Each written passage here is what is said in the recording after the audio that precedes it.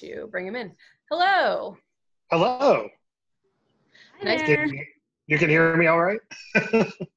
Great. Okay, good.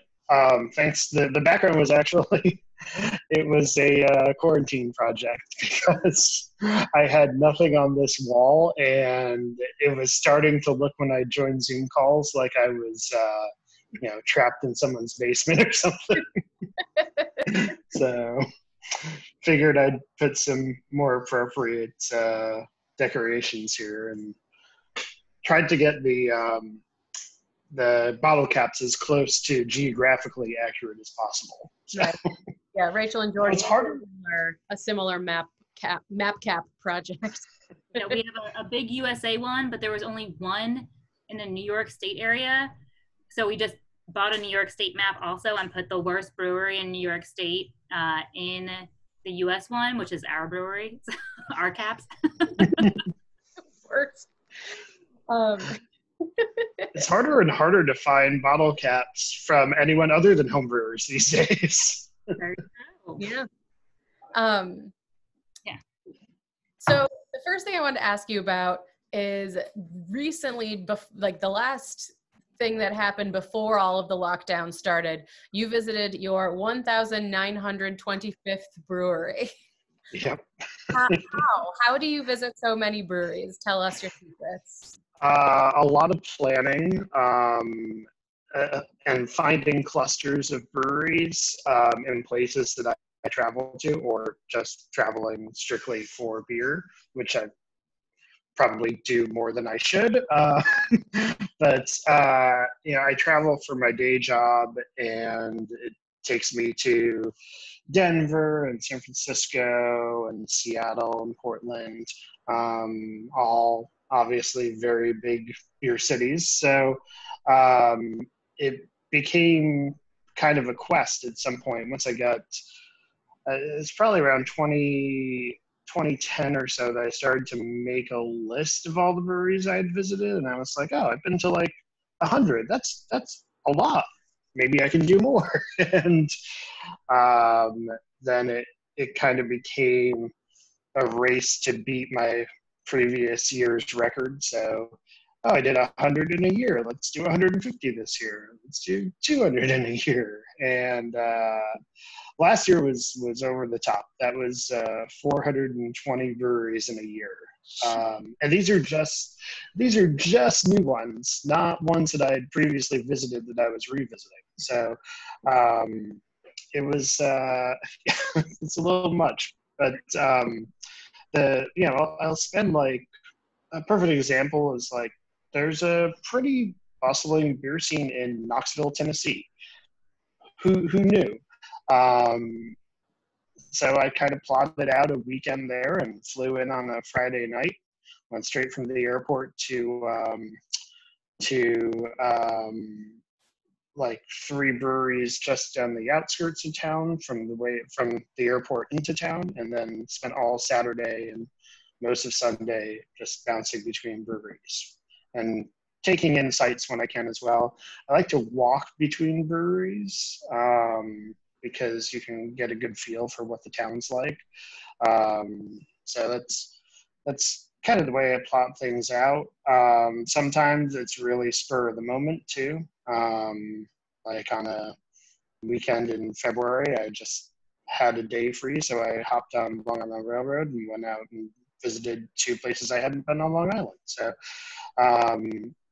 not all of this is perfectly planned, but the numbers, the numbers are a lot higher than I expected to be. I thought I was going to hit brewery number 2,000. When I hit brewery 1,000 in 2017. Yeah, I was going to say, I thought it wasn't that long ago. Yeah, it really wasn't. It was December 2017. It was 2.5 years ago, basically. I figured I'd hit number 2,000 in like 2024. But it took a lot less time than that, obviously. So going to like multiple breweries in one day, are you a flight guy? Are you a pint guy? What's your preferred method of drinking beer when you're going to a bunch of places in one day?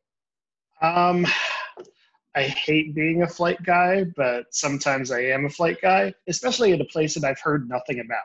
A lot of times I'll do enough research that, oh, it's very clear this brewery is great at making, lagers, or they're known for their IPAs, or, pastry stouts, or whatever one chases after, something like that. Then maybe I'll just have two half pours. But if I'm flying blind, I don't want to commit myself to even a half pour of a beer that isn't very good. Or and I've had plenty of beer that isn't good.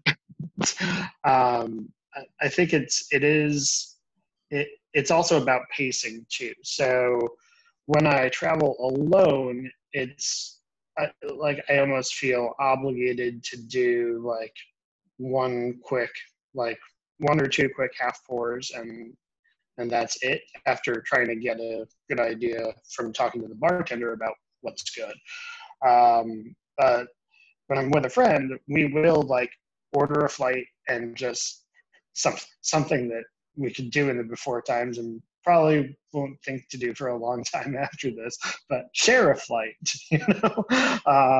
and talk back and forth about what we like and what we don't like, and then make a decision on what else we're going to order. Because when you cut it 2 ways or cut it 3 ways, it's much easier to have a reasonable amount of beer and be able to sample through everything. Yeah, I know a lot of people have very strong opinions about flights, and think that you really can't get a good feel for a beer in 4 ounces. And I think it kind of depends a lot on the beer. So here's my feeling on that. I totally agree with that, but I think in 4 ounces you can at least get an idea of whether it is technically well made. And I think that's one of the biggest things that comes back to bite me when I order a full pour of a beer that I've never had before at a brewery I've never heard of before, is that it's just technically flawed. And now I'm just staring at this glass of beer that I'm probably not going to finish. Yeah, that is always a bummer, to just be like, well, I guess I just have to either suck down this beer that I'm not enjoying, or leave a full glass when I leave, which is. I've had a couple friends who've taken to bringing their beer to the bathroom with them and pouring it down the sink, just to not offend the because a lot of these places are small places where the taproom staff are the brewers and owners too. So you really don't want to insult them, but if someone asks for my feedback on a beer, I'll honestly give it, but I don't just want to leave a full glass on the bar. No, yeah, it's not. I feel like I would probably do the take it to the bathroom and dump it down the sink option. So assuming that, travel is one day allowed again, do you have a specific brewery that you have earmarked for brewery number 2000? I did, and that was supposed to be. In fact, it was probably going to be this weekend. It was, if everything had gone normally for the last 2 months. New Glarus was going to be number 2000, because I don't know. It feels like it's an iconic and storied brewery in terms of, as far as craft beer goes. Their beers are good. They're very good. I mean, however many millions of Wisconsinites can't be wrong. But I felt like it was one of those places that people kind of put on their bucket list. And it was also a matter of trying to coordinate with friends of mine who could travel from other parts of the country and meet me there for number 2000. I had 8 of my friends joined me for number 1000, which was Jester King in Austin, Texas. So we were going to try to repeat that again, but now, I don't know what my pace is going to be, or it may just happen by accident at this point once we kind of get back into a groove where I can visit breweries. Another place that was in the running was Three Floyds, and they've closed their tap room for the foreseeable future. So it's hard to really like pin down which brewery will be 2000 at this point. But I mean, New Glarus is still very much in consideration. Nice. Do you remember what the first brewery you ever went to was? I do. It was Empire Brewing in Syracuse. Their brew pub there. I had lunch with my boss at the time, and we each had a beer, and that was really my first time I drank at a place where beer was made on premise. I had already kind of dabbled in craft beer, but yeah, that was number one, and the rest is history. So you mentioned Knoxville. Are there any other like cities or towns that have surprised you with like how robust their brewery scene was? Yeah, apart from Knoxville, I mean, it's a lot of cities in the South, to be honest, because a lot of people for a long time didn't give the South a fair shake when it came to craft beer. But I think Birmingham, Alabama has a really impressive beer scene.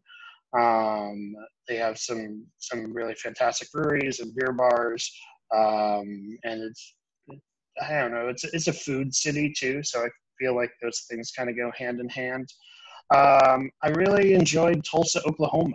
Um, Carrie, I think you've been there. So, but yeah, I did that last fall with a friend of mine, and I mean, you've got Prairie, who kind of got their start there, and American Solera, and they kind of raised the bar for everyone in town.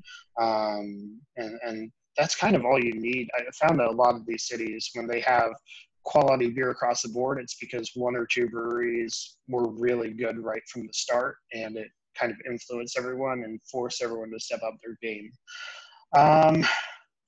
Trying to think if there's I mean, there's definitely the obvious ones are like Portland, Maine, and Portland, Oregon, and San Diego, and all that. But I think that like I'm going to kind of take this the other way. Cities that get a lot of hype that I don't think necessarily live up to it. I think Portland, Oregon is one of them. I think that there hasn't I think Wayfinder might be one of the only noteworthy breweries to really open there in the last like 4 or 5 years, and there's a little bit of stagnation there. So that's not to turn it all negative, but for every one of like the Tulsas, there's a city that's just, as you go back and visit it again and again, you're kind of disappointed that this scene hasn't evolved even as craft beer has evolved. Yeah. So to bring it back locally, so New York has so many great breweries, and more and more opening every year. This year, maybe not as many will be opening as had planned. I know you did a write-up earlier in the year. What are some of your favorite New York breweries to visit or get takeout beer from now that that's I'm drinking Vliet right now because I love Three's beer. I love their tap room, although it can get a little mobbed on weekends. So I kind of don't miss having to fight my way through a crowd to drink a Three's beer. I'm constantly amazed at how steady the business was prior and still is from talking to Chris and Mary at Fifth Hammer. I think Fifth Hammer, I think that just the diversity in the styles of beer that they're making and the way that they become a neighborhood favorite in Long Island City is really impressive. I can't neglect my local. KCBC is right down the street from me. So for a long time, I've called it my second living room. And I like the beer, I like the people, and the tap room is just kind of, it's kind of cozy, and there's a lot of regulars from the neighborhood, so you see a lot of the same people all the time, which, yeah, it could also be like my cheers, I guess. Nice. That actually segues nicely into a viewer question we just got, which is, besides the beer, what do you think makes for a good tap room? This is a good one. A sense of purpose and a sense of place is the easiest answer to that. But I think that can mean a lot of different things. But I think that being welcoming and comfortable is very important. Like sterility kind of throws me off.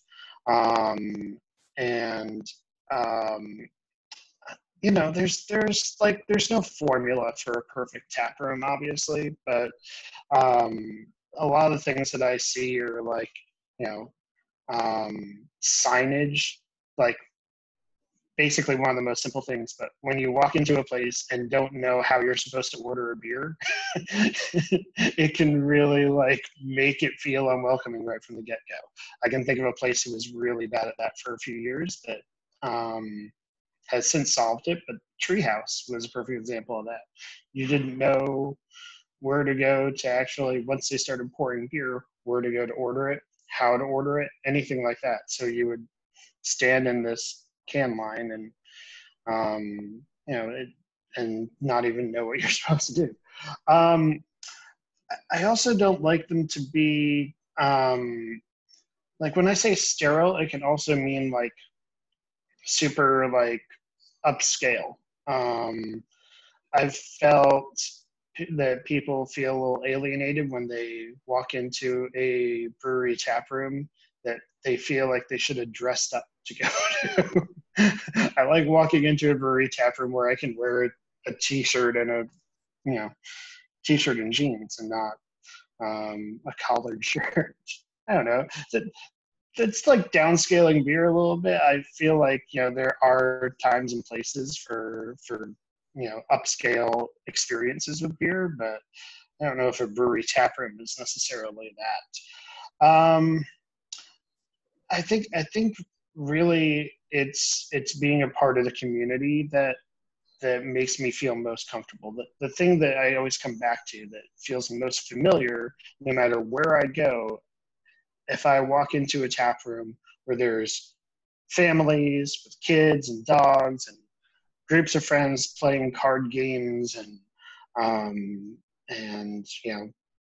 maybe not giant Jenga, because I hate the noise it makes when it falls over, but something like that.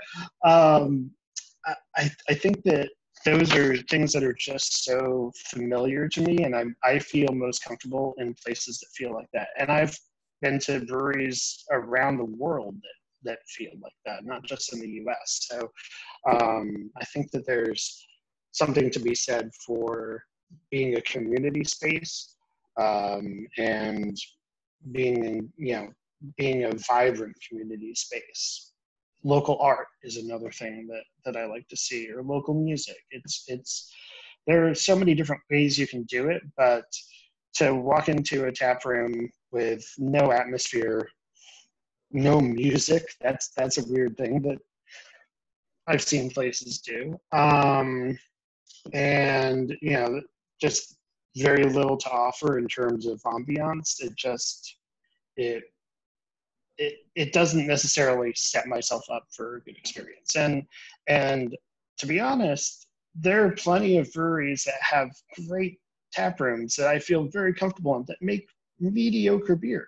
And there are plenty of like completely sterile, lifeless tap rooms that are breweries that make amazing beer. So, the beer is only part of the experience when you're visiting a brewery. And that's why, like, I might come back from a trip to a city that someone else has been to, and they'll say, "Oh, I absolutely loved this brewery," and I'm like, "Oh well, I thought this one was a really great spot." And they're like, "Oh, I didn't like their beer at all." And like, if you come out of a tap room only judging them on their beer, I think that you're missing the point, because a brewery is about more than the beer, especially in an age where tap rooms are so important for their business.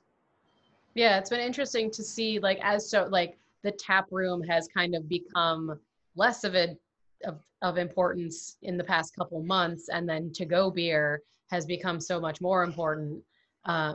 Like, yeah, who everyone's buying from and what beer people are choosing to go get. I miss, being able to see everyone's families and dogs and whatever out in their tap rooms. I also really enjoy that. And I think, like, anytime, like, I know everyone has different opinions about dogs being in places where food and drink are being served, but I think in a brewery tap room, when I walk in and there's like just a big old dog sitting under a table, I'm like, this is gonna be a good time. Like, I like that Fifth Hammer has a t-shirt that says, "Can I pet your dog?"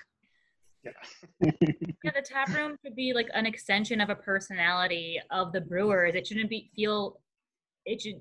you don't use consent when it's overly curated, as opposed to just being like, oh, this is just, okay, we have this liquid form of us, and then this is our other home where we are welcoming you in. Yeah, that's a really good point. I think that you can actually see a tap room as an extension of a brewer's personality when that personality is different or offbeat. I can think of a few examples of pretty notorious people in the beer industry whose tap rooms seem to very much reflect on their notoriety. So, yeah, that's an excellent point. So kind of to switch gears a little bit, I don't think we've actually talked about it yet on the Brewathon at all, but Other Half kicked off a worldwide collaboration doing All Together, which they released the recipe and the artwork, and breweries and home brewers worldwide are encouraged to make it and sell it, but as long as they donate a portion of the proceeds to benefit service industry workers. And I see you have had quite the collection of All-Togethers. How many different versions have you tried, and any particular any versions of notoriety that you like the best?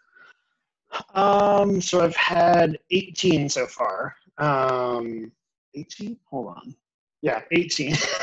So I have actually like them all lined up over in the corner. I don't know if you can see all of them there. There we go.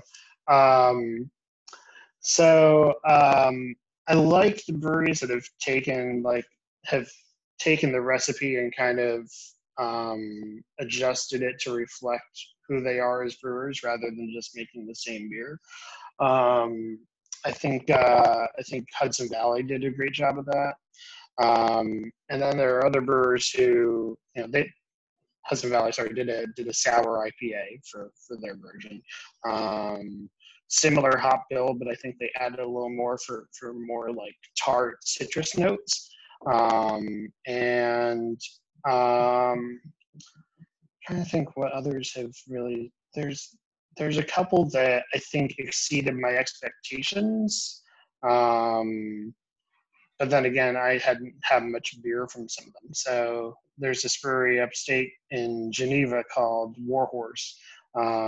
Since they started shipping and released All Together, I was like, yeah, let's just order some of that and throw in a couple other things too. That, I've never had any beer from this brewery before, and not knowing what to expect, I had that first. I'm like, oh, this is really good. And then I had a Mexican lager with lime from them, and one of their double dry hopped IPAs, and both were really solid. So, I feel like it's also opening my mind to other breweries, and I've had every single one that's been brewed in New York City I've had. And then I think Non Sequitur is releasing theirs on Tuesday. So that's the one that's out there that I haven't tried yet. And I've got some coming to me from North Carolina, from Colorado. I got 2 from my friend Jonathan Moxie yesterday from, he works at Rockwell in St. Louis, but he sent me the side project and the perennial. So very excited to try those this weekend. Yeah, it's a cool project, and honestly, it's just great to be able to like get out there and support hospitality workers too, and have a good beer in the process. Yeah, definitely. And I see you've also been celebrating Lager Appreciation Month. hence the fleet right now. Yes. Other favorite local lagers that you've been sampling? I know Vliet is like a favorite of a lot of people. It's a great one.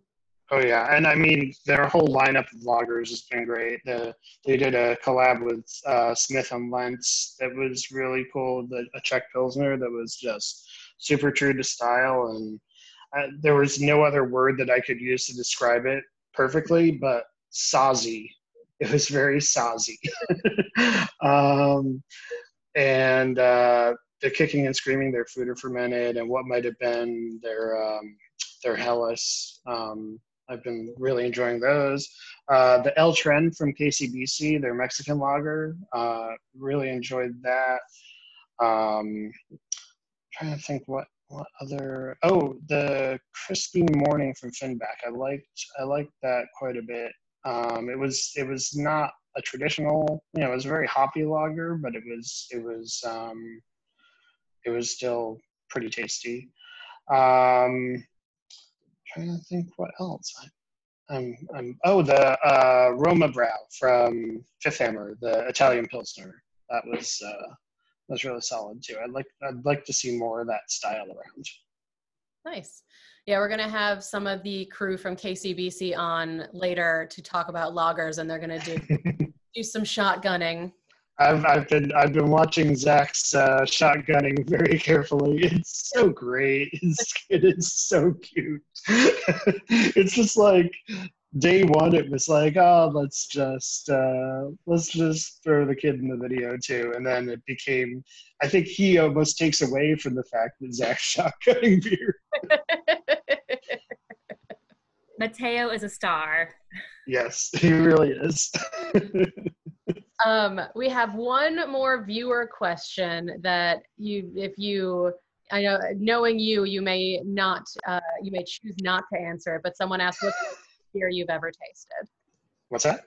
What's the worst beer you've ever tasted? Worst? Oh, I've had. Look, you can't visit 1,925 breweries without visiting a lot of bad ones. So there's a lot of beers in the running there. I don't want to call anyone out. I mean, there's like, okay, so there's, so one of my best friends lives in Colorado, and he and I travel a lot for beer together. We did the Tulsa trip together. We've gone to Montana together. We did San Diego or Orange County together. So he and I set a bar for how we judge a bad brewery. So we ask each other each time, was it bad or was it legend bad? And Legend Brewing Company in Richmond, Virginia, I'm sure they've had to step up their game. But when we visited them in 2014, it was before Richmond had much of a beer scene to speak of. And it was not just the beer that was unpleasant. It was the whole experience. Like, we were sitting outside. The service was bad. Like, everything about the experience was just terrible. So that's how we judge a place that not only has bad beer, but just a bad experience. So that's the bar that we set. And been a few breweries that have exceeded that bar, but I think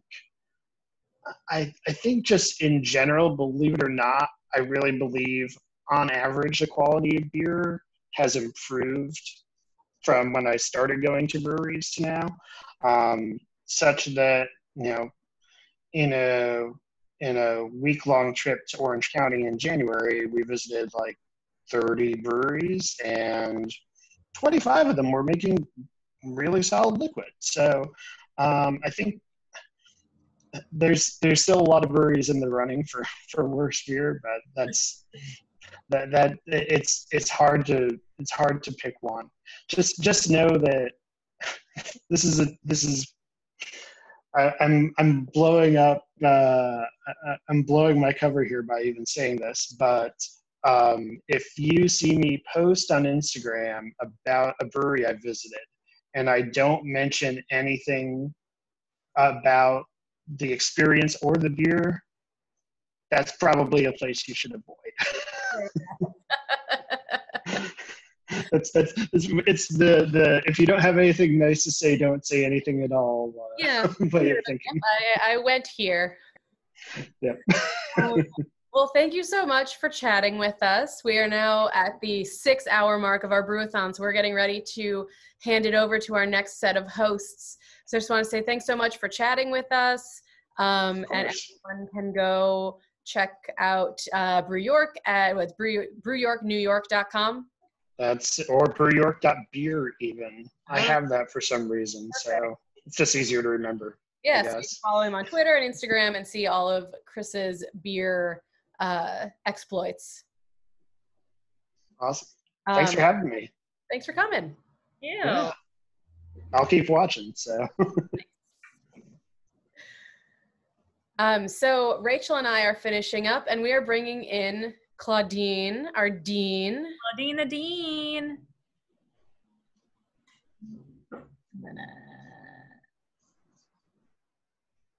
And Brett. Yay. Hi guys.